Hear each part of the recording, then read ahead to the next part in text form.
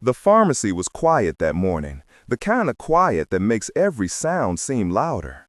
The automatic door slid open with a tired sigh, and 79-year-old Clara Johnson stepped inside, clutching her purse in one hand and her refill slip in the other. She came here every month, same day, same time. The staff knew her by name. "Morning, Miss Johnson," the cashier called, scanning in another order. Clara smiled. "Morning, Bambi. Just here for my refill, same as always." The cashier nodded, went to the back counter, and returned with an apologetic look. It says your shipment's delayed, Miss Johnson. Should have come in yesterday, but looks like the system's still processing it."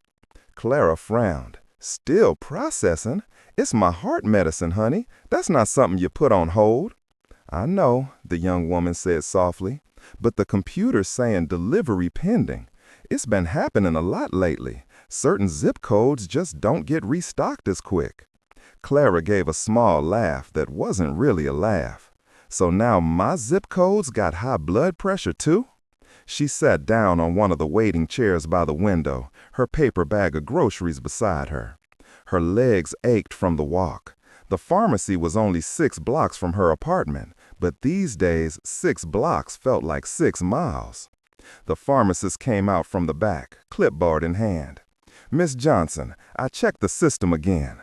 The warehouse is using a new routing program, supposed to make deliveries more efficient, but somehow it's been skipping this area." "Skipping?" she repeated. "You mean like a record that don't play right?" He sighed. "Exactly like that." He offered her a kind smile. "I can transfer the prescription to another location if you want. There's a store across town that's got plenty in stock." Clara looked down at her hands.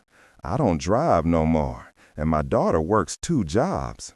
This is the only one I can walk to." The pharmacist nodded quietly. "I'll put in a priority request, but it might take a few days." That night, at home, Clara lined up the pills left in her bottle. There were 4. 4 pills to keep her heart steady. 4 to remind her of how fragile routine could be. She picked up the phone and called her daughter, Denise. "Baby, the pharmacy's out again," she said. "Again?" Denise's voice tightened. "Did they say when they'll get more?" "They said the system didn't send enough. Some kind of new computer thing deciding who gets what."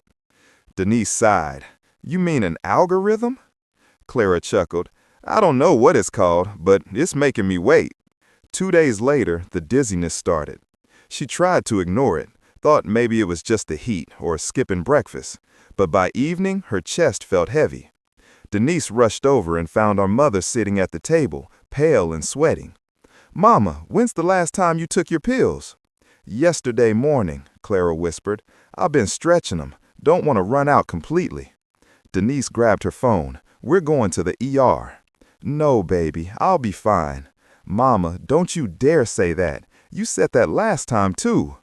At the hospital, the doctor shook his head after looking at the chart. "Her blood pressure's through the roof," he said. "She should have been on her medication continuously." Denise explained about the pharmacy shortage. The doctor sighed. "We've been seeing more of that lately. Certain neighborhoods just don't get their stock in time. Distribution software reroutes based on demand, not need."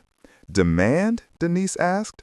"She's been getting that prescription for 10 years. He nodded. "The AI looks at refill frequency, distance, and profit margins. If fewer people refill in one area, even for reasons like transportation, the system assumes it's low priority." Denise stared at him. "So the computer decided my mother's neighborhood doesn't deserve to be on time?" He looked down. "Not intentionally, but that's how it plays out." Later, as Clara rested in her hospital bed, Denise sat beside her, scrolling through her phone. She found an article from a healthcare tech site. Predictive supply systems are transforming pharmaceutical logistics. By forecasting demand, AI reduces waste and maximizes delivery efficiency. She read the next line out loud, bitterly. "Some rural and urban areas may experience delays during optimization phases." "Mama," she whispered, "they turned our neighborhood into an optimization phase." Clara opened her eyes and smiled faintly. Baby, they've been optimizing us out of things for years. Just took a computer to make it official. Denise took her mother's hand. Not this time. Clara Johnson did everything right. Paid on time, followed the doctor's orders, took her medicine like clockwork. But her health didn't depend on responsibility anymore. It depended on routing software, logistics maps, and an algorithm that decided some deliveries were worth more than others. Her story wasn't about a missing shipment. It was about what happens when healthcare starts to measure efficiency instead of equity, and who gets left waiting at the counter. Next, Denise digs deeper, discovering how an AI built to optimize supply learned to quietly deprioritize the very communities that need medicine most. The next morning, Denise sat at her kitchen table with a cup of coffee and her laptop open, the soft hum of the refrigerator filling the silence. Her mother was still at the hospital, resting. The doctor said she'd be fine, but Denise couldn't stop thinking about that one sentence he'd said. The system reroutes based on demand. She typed slowly into the search bar. AI medicine delivery algorithm delay low-income areas. The screen filled with articles, reports, and terms she didn't fully understand. Predictive logistics, demand forecasting, pharmaceutical supply AI. She clicked one headline. How artificial intelligence is optimizing medication delivery across the U.S. The opening line made her jaw tighten. By analyzing refill frequency and purchase behavior, AI helps pharmacies reduce waste and improve efficiency. Denise whispered to herself, efficiency for who? Later that afternoon, she visited the pharmacy again to speak with the manager, Mr. Patel. He had been kind to her mother for years, the sort of man who always remembered birthdays and asked about family. Mr. Patel, can I ask you something? She began. How exactly does your delivery system work now? He sighed, rubbing his temples. It used to be simple. We'd get weekly shipments, same amount each time. But last year, the parent company switched to AI routing. Now, the system decides what each location gets, automatically. Based on what? Denise asked. Refill history, prescription volume, shipping costs, and something they call adherence index. Basically, how often people in the area refill on time. Denise frowned. So if people struggle to refill because they don't have transportation, the system reads that as them being unreliable. He nodded slowly. Yes, it assumes low adherence and cuts supply to prevent waste.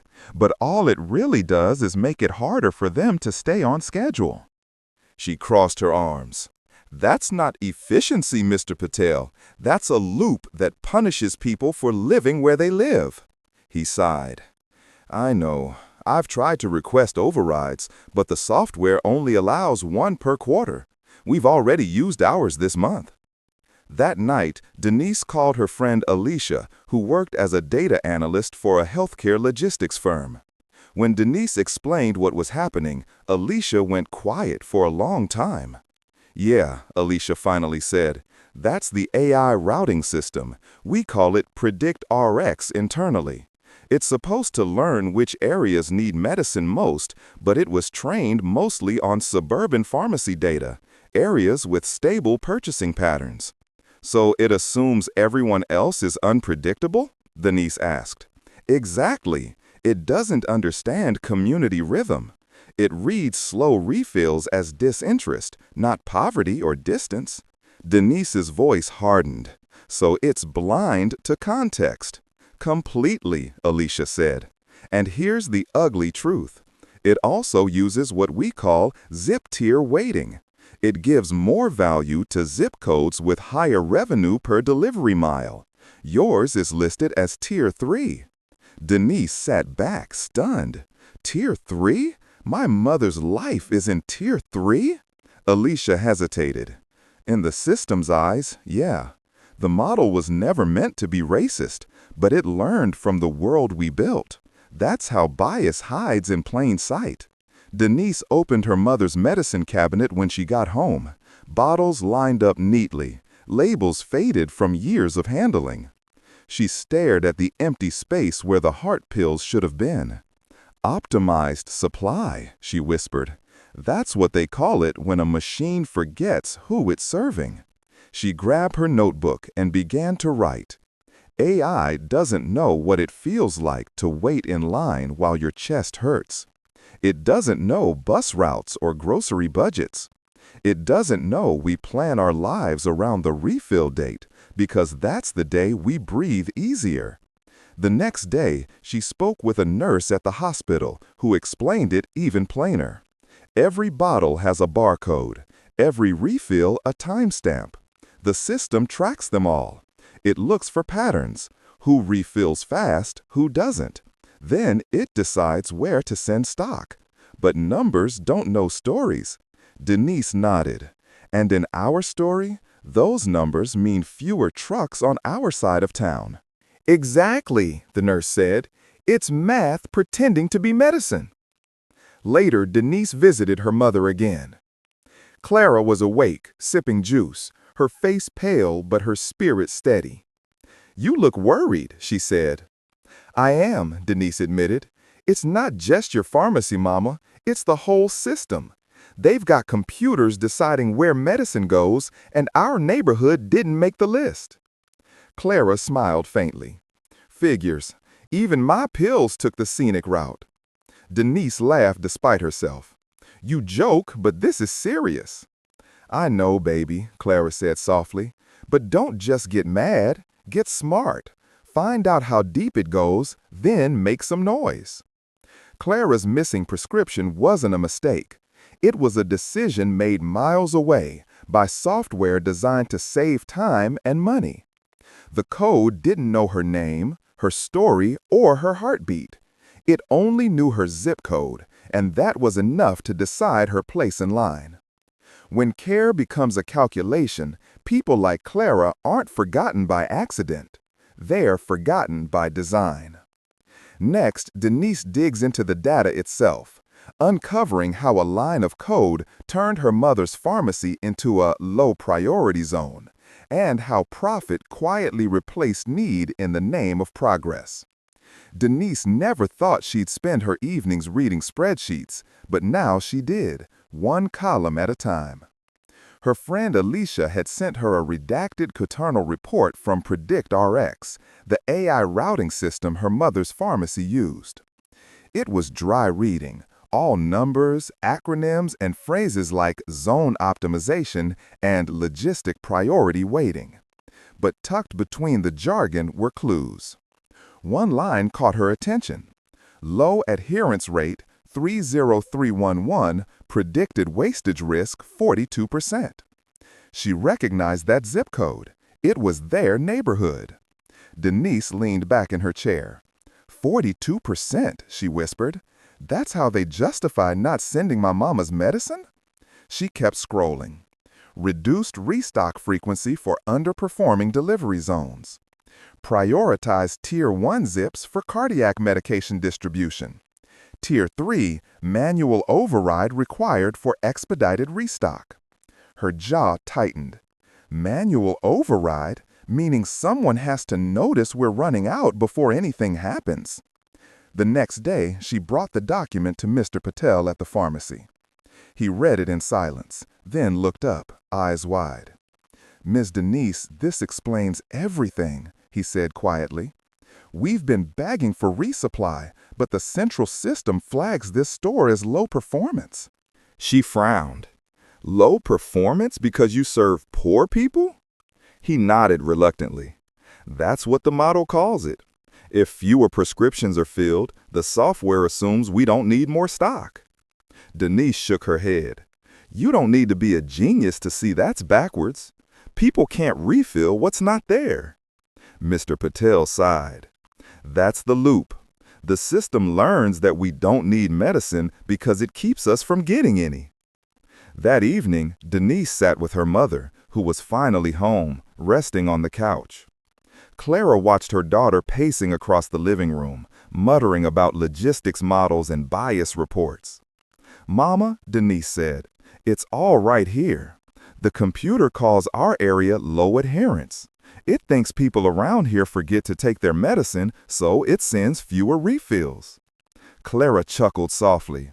We don't forget, baby. We ration. There's a difference. Denise nodded. Exactly, but the system doesn't see that. It just reads the data, late refills, missed pickups, and assumes we don't care.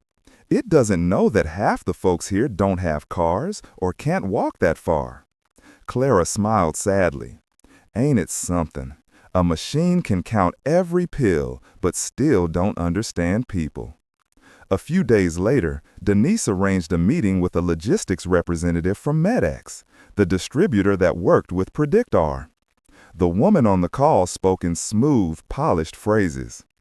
Our algorithm doesn't discriminate, she said. It simply optimizes for efficiency and availability. Denise leaned forward. Efficiency for who? The woman hesitated. For the majority of patients.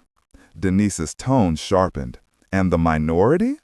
Well, the rep said carefully, unfortunately, some zones are harder to service consistently. Harder or less profitable? Silence. Denise continued, because I read your internal memo. It says you cut shipments to zip codes with high non-adherence risk. You mean neighborhoods like mine. Black, elderly, poor. That's not risk. That's reality. The rep smiled faltered. I understand your frustration, Miss Johnson. No, you don't, Denise said quietly. If you did, you'd know this isn't just about medicine. It's about dignity. My mother followed every rule, and your computer still treated her like a bad investment. After the call, Denise couldn't sleep. She sat at her kitchen table again, scrolling through the files Alicia had sent. There were dozens of zip codes marked low priority, all clustered in areas known for being majority Black or Latino. In the notes section of one spreadsheet, she found a single chilling sentence. Delivery consistency aligns with socioeconomic patterns. No corrective action required. She whispered, No corrective action. Of course not. Denise began writing down every zip code listed one by one. She traced them on a map. Atlanta, Detroit, Memphis, Birmingham. When she finished, the map looked like a constellation of neglect. The next morning, she showed the map to her mother. Clara studied it quietly, then said, Baby, this looks like all the same places that used to have red lines around them back in my day. Denise looked up. Redlining? Clara nodded. Back then, they drew lines around neighborhoods to keep banks from giving us loans. Now, they're doing it with medicine. Denise felt a lump rise in her throat. You're right, Mama. They just traded ink for code. That evening, she recorded a short video on her phone and posted it online. In it, she held up the map. This isn't a glitch, she said. This is a pattern. And it's happening to our parents, our neighbors, our communities. When AI decides who gets medicine first, it's not efficiency, it's discrimination on autopilot. The video spread quickly, shared across social media with the hashtag #RightToRefill. Within days, people from across the country were sharing their own stories: delayed insulin, empty inhalers, missed antibiotics. The computer didn't make a mistake.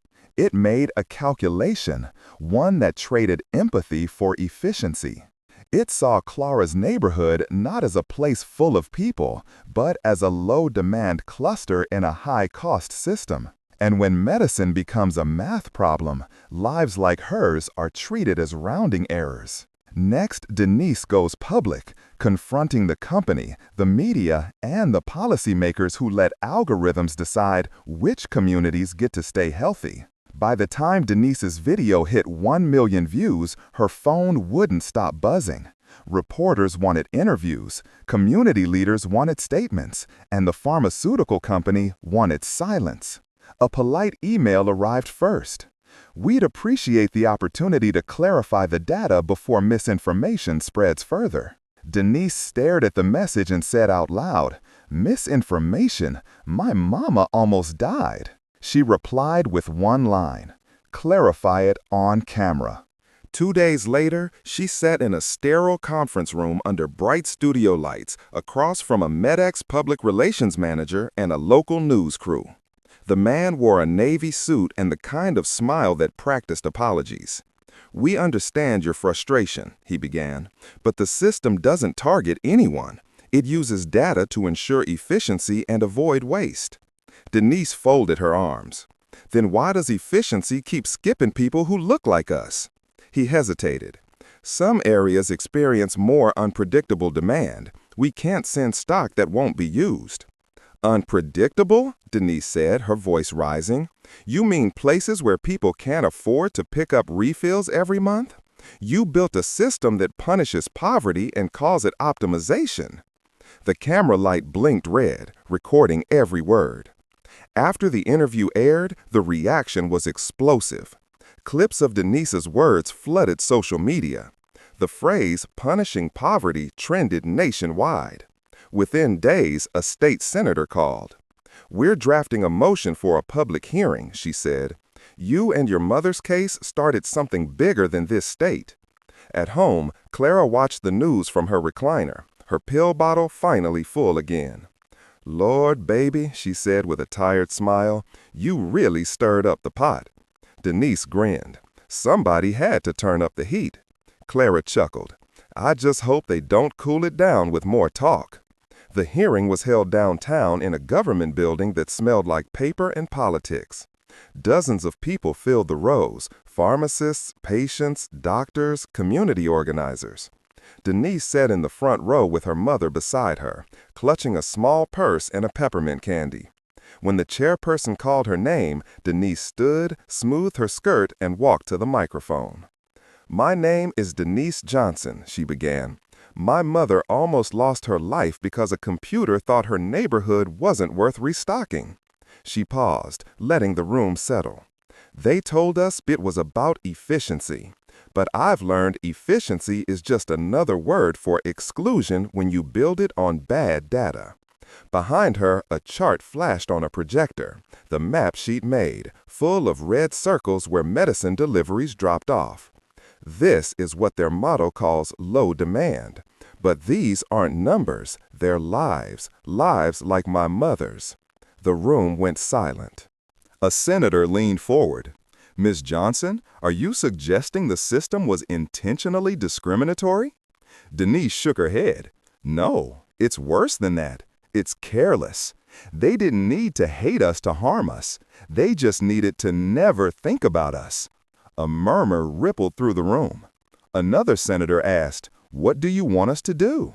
Denise took a deep breath. "Make equity measurable. If AI can calculate profits by zip code, it can calculate fairness too." Applause broke out, soft at first, then louder. That evening, the hearing aired on national television. Clara watched herself on screen for the first time, sitting behind her daughter, nodding quietly. The anchor's voice narrated, "A growing debate over AI fairness has reached Congress after a Georgia woman exposed algorithmic bias in medical supply systems." Clara chuckled. "Never thought I'd be on the evening news for picking up my medicine." Denise smiled. "You didn't pick it up, Mama. You picked a fight." The next morning, MEDEX released a statement.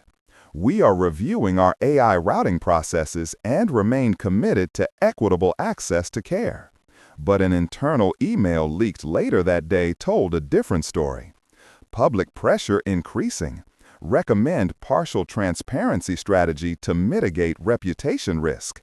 Denise read it on her phone and sighed. They're more worried about reputation than reform. Clara smiled knowingly. Let them be worried, baby. Worry gets people moving.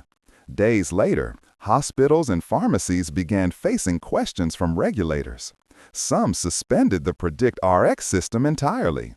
Others demanded federal guidelines to define fair delivery. One headline summed it up perfectly. "When efficiency forgets equity, how AI left communities underserved."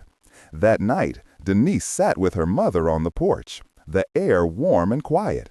"Mama," she said softly, "you ever think we'd end up here?" Clara smiled. "Baby, I lived long enough to see a black woman teach a machine how to care. That's something." Denise laughed. "Guess you did." The policies had promised fairness. The algorithms had promised progress. But both forgot the simplest rule of care, that no system can be efficient if it leaves compassion out of the equation. When people like Denise and Clara stood up, they forced the world to see that progress without equity isn't progress at all. Next, Denise uncovers the paper trail, leaked emails and reports that show executives knew the algorithm was skipping low-income areas long before her mother's pills ever ran out. The envelope came in the mail on a Tuesday morning. No return address, no name. Just a single sheet inside with one handwritten line. Check page 19 of the PredictRx annual report and look for zip tier adjustments. Denise's heart raced as she flipped open her laptop. The document was already public, but buried deep within a pile of harmless corporate language. She scrolled until she found it. Page 19. There it was, a chart titled Delivery Prioritization Metrics. The line that made her go still read, Tier 1 zips maintain consistent restock schedule. Tier 2 zips adjust to demand fluctuations. Tier 3 zips supply deferred until predictive demand exceeds cost threshold. Her mother's neighborhood was a Tier 3. Denise printed the page and drove straight to the pharmacy. Mr. Patel met her at the counter. She slid the paper across the desk. "You see this?" He read it slowly, his expression hardening. "Deferred until predictive demand exceeds cost threshold," he repeated. "So your neighborhood doesn't get medicine until the math says it's profitable?" Denise nodded. "Exactly, and they call that efficiency." He exhaled, shaking his head. "We've been calling the warehouse every week. They keep saying systems recalibrating." Translation, Denise said, "They're waiting until enough of us suffer to justify restocking." Mr. Patel leaned forward. "This isn't just bad policy, it's negligence." That night, Denise called Alicia again. Her friend's voice was hushed. "You didn't hear this from me," Alicia said, "but PredictRx's internal audit flagged this months ago. I saw the email." "What did it say?" "Something like, equity concerns raised by multiple regional managers. Delay public disclosure until Phase 3 deployment." "So they knew," Denise whispered. "They knew the system was skipping low-income areas." "Worse," Alicia said quietly. "They tested fixes and rejected them. Too expensive to retrain the model." Denise gripped her phone tighter. "Too expensive to save lives." Alicia hesitated. "There's more. I'll send you the files. But be careful. They've been monitoring internal access since the story went public." The next morning, her inbox pinged. Inside was a folder labeled Internal Review Confidential. The first document was an email thread between executives. Equity issue identified in rural and urban clusters. Adjusting logistics model for fairness could reduce efficiency by 11%. Recommendation: proceed with cost-saving model, issue equity statement later. Denise stared at the words, feeling her stomach turn. They had run the numbers. They had made a choice. By noon, she'd sent the documents to the journalist who'd covered her mother's hospital stay months earlier. That night, the headline hit every major network. Leaked emails reveal company new AI model deprioritized Black and low-income communities. The article quoted directly from the internal review. Model's predictive accuracy high, but demographic disparity observed. Decision: maintain current structure to preserve shareholder confidence. News anchors called it digital redlining. Clara watched the coverage from her recliner, one hand over her heart. "They finally saying it out loud," she murmured. Denise sat beside her. Yeah, but they only say it when they're caught. Her mother smiled sadly. Baby, that's still progress. We used to scream and nobody heard. Now we whisper and the whole country listens. The fallout was immediate. Politicians called for hearings. Civil rights groups demanded investigations. Stock in MedX and PredictRx fell 30% in 2 days. Executives released a carefully worded statement. We regret that unbalanced data may have created unintended outcomes. Denise read it aloud and laughed bitterly. Unbalanced data? That's their way of saying racism with better grammar. That weekend, she was invited to speak at a community rally downtown. Hundreds showed up, seniors holding pill bottles, mothers carrying signs that read, "Health is not a luxury." Denise stepped up to the microphone. They called our neighborhoods Tier 3, she said. But we pay the same taxes, we see the same doctors, we bleed the same. They said fixing the system was too expensive. But tell me, what's the price of a life? The crowd cheered, a sound that rolled down the street like thunder. Later that night, Denise and her mother sat on the porch, listening to crickets. Clara sipped her tea slowly. You think they'll change it now? She asked. Denise nodded. They have to. The data's out. The people are watching. Clara smiled faintly. Good. Maybe next time the medicine will come on time, too. The paper trail told a simple truth. They didn't forget the neighborhoods. They just decided they weren't worth the detour. The AI didn't invent bias. It just learned to run it faster. And in doing so, it exposed the quiet arithmetic of inequality that had always been there. Next, the movement spreads beyond one city, as churches, clinics, and senior groups across the country unite under one message. If we can predict who gets medicine, we can also predict who's being left behind. By summer, the story had outgrown Atlanta. Across the country, more people began to speak up, not with anger at first, but with disbelief that sounded too familiar. In Detroit, a diabetic man named Harold shared a photo of his empty insulin box. He'd been told his neighborhood's pharmacy had been reclassified under a lower delivery frequency. In Houston, an elderly woman went on local TV holding a faded prescription slip and said, "The truck comes every week to the rich side of town. Why does my side have to wait?" Before long, those small stories formed something bigger, a movement. They called it #RightToRefill. Community centers turned into organizing hubs.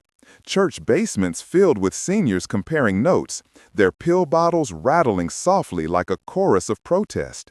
Posters on the walls read, "We don't need favors, we need fairness." At one meeting, a retired nurse stood and said, "We used to fight for clean water. Now we're fighting for timely medicine. Different decade, same problem. They just put it in a spreadsheet." The room nodded in quiet agreement. Denise and her mother were invited to a town hall in Birmingham. The stage lights were hot, but Clara didn't flinch.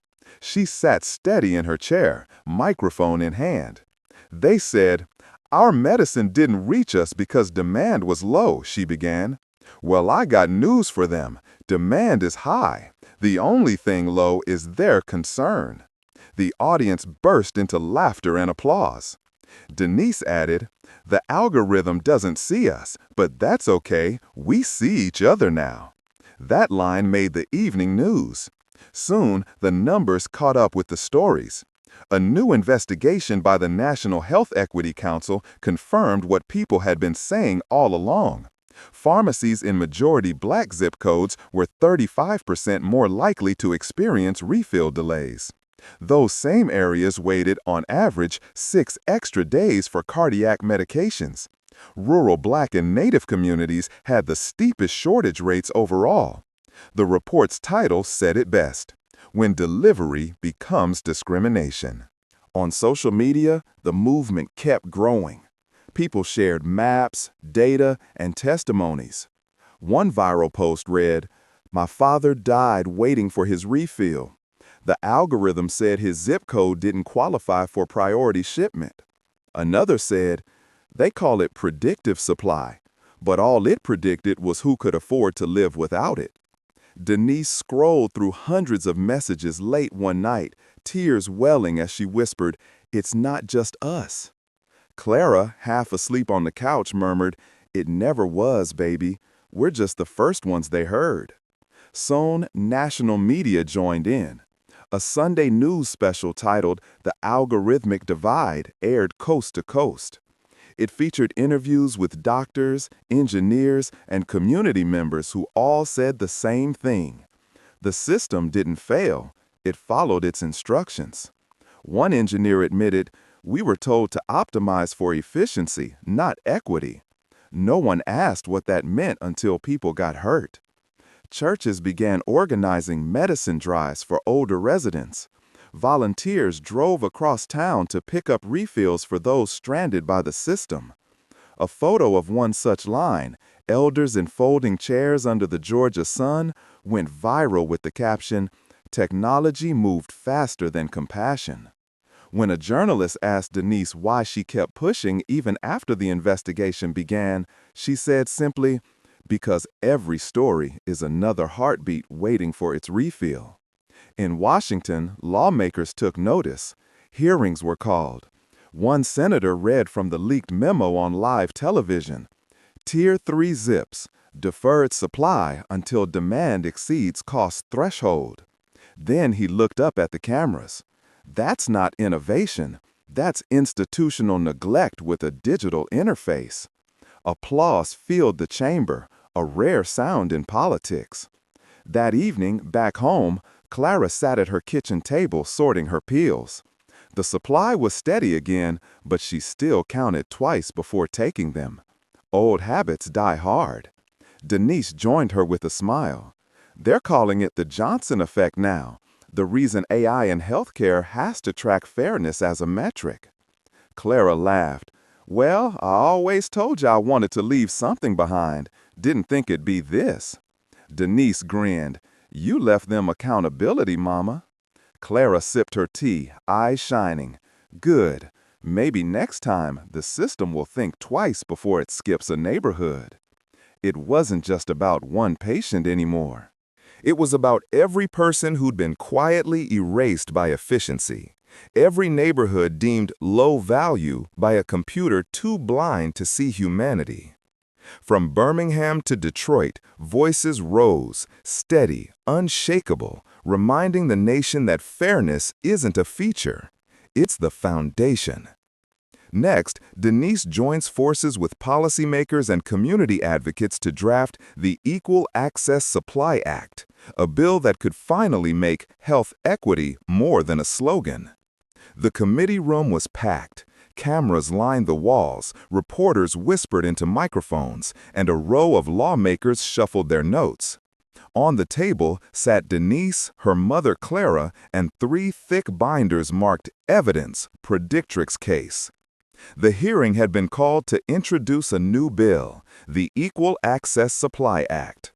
Underneath the title, in smaller print, it read, Johnson Clause, Ensuring Fair Delivery of Life-Saving Medication. Clara chuckled softly as she looked at the name.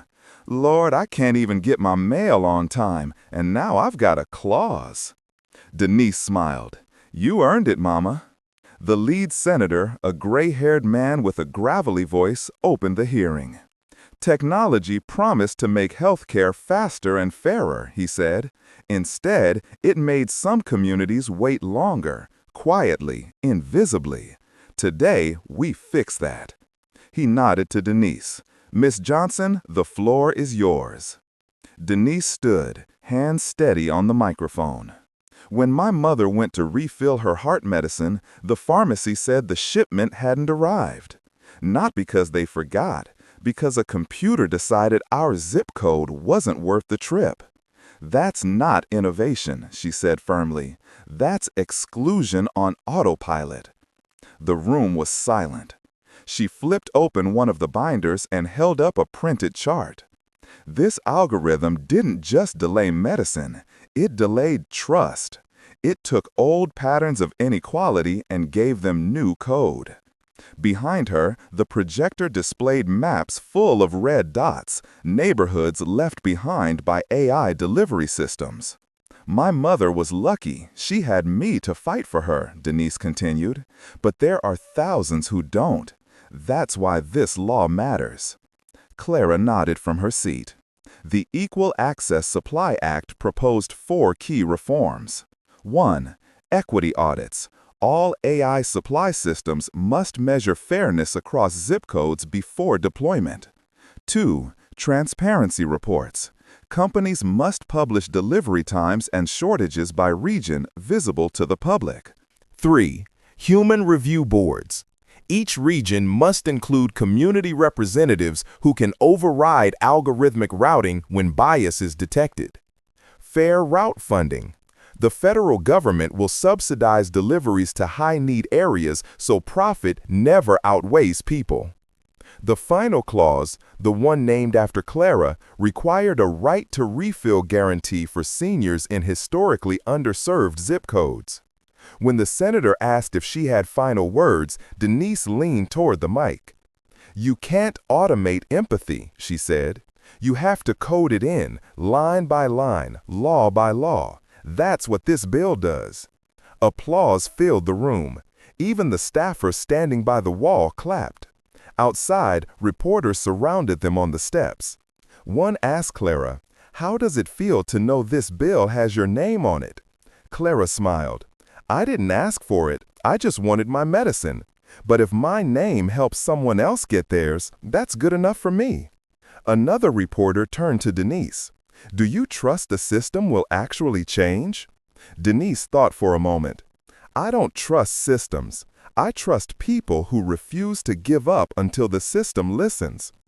A few months later, the bill passed both houses with near unanimous support. The president signed it into law under a spring sky, pen flashing before the cameras.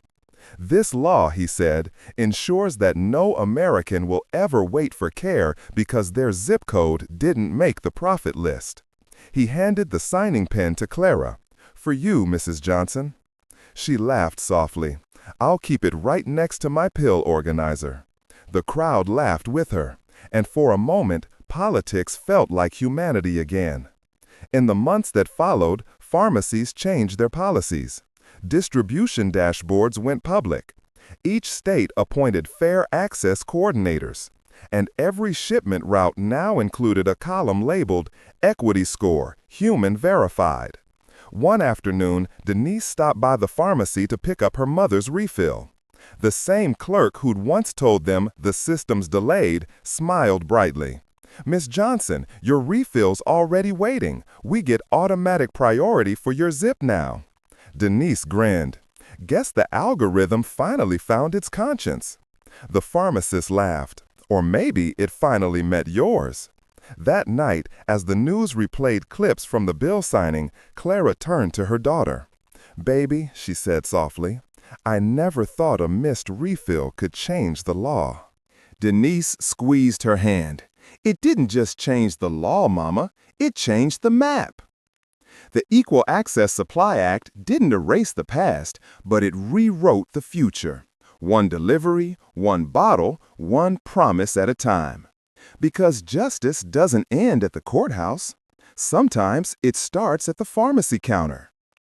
Next, Clara returns to the community clinic, not to fill a prescription, but to teach others how to check their refill rights and hold the system accountable. The pharmacy doors slid open with their familiar soft hiss, and Clara Johnson stepped inside, cane tapping gently against the tile. This time, she wasn't there for herself. She was there for someone else. "Miss Johnson," the pharmacist called from behind the counter. "You here for the community class?" Clara smiled. "Sure am. I'm the guest speaker, believe it or not." The pharmacist grinned. "You're more famous than half our medicine, ma'am." A dozen people sat waiting in folding chairs by the window. Older men and women from the neighborhood, some clutching brown paper pharmacy bags, others notebooks. On the wall behind Clara hung a new poster with bold teal letters. The Johnson Clause, every zip deserves a refill.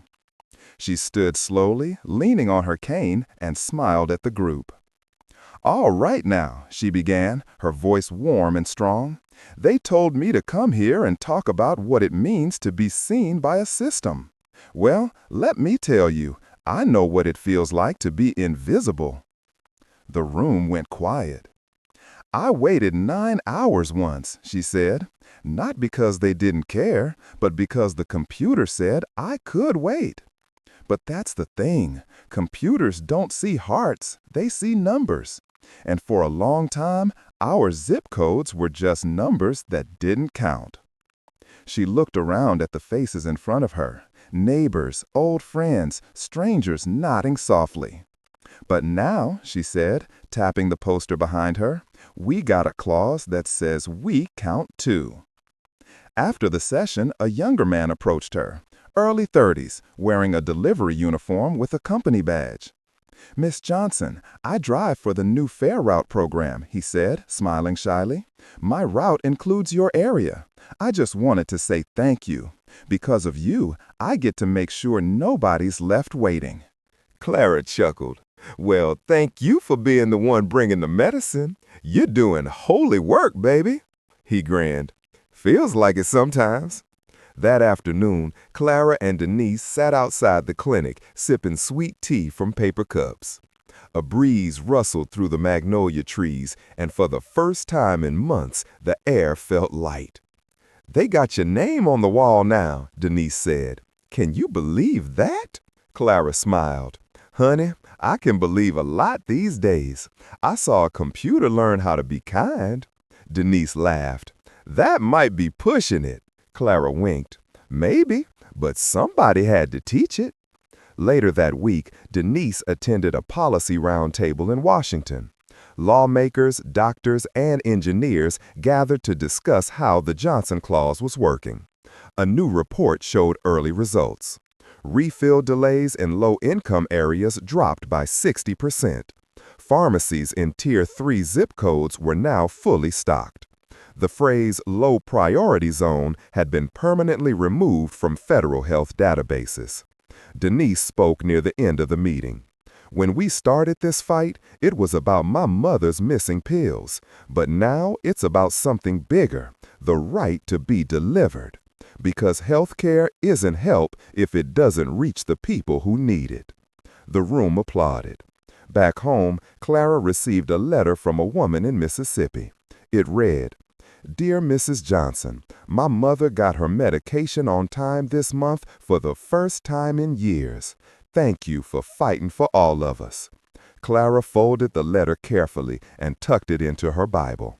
"Guess the mail still works just fine," she said with a smile.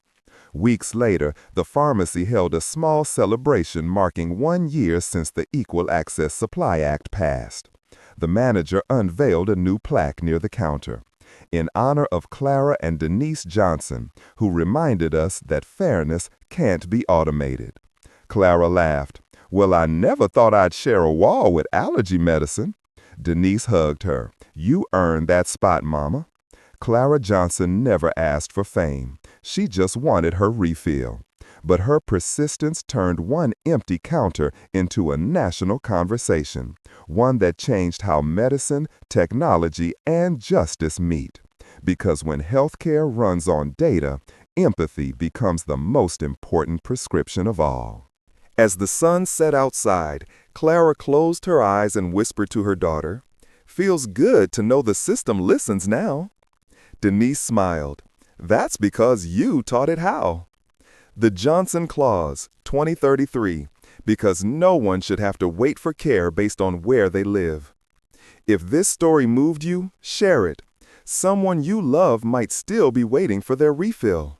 Subscribe to Older Black Person Stories, When Data Meets Dignity, for more true stories about equity, empathy, and the people teaching technology what humanity really means.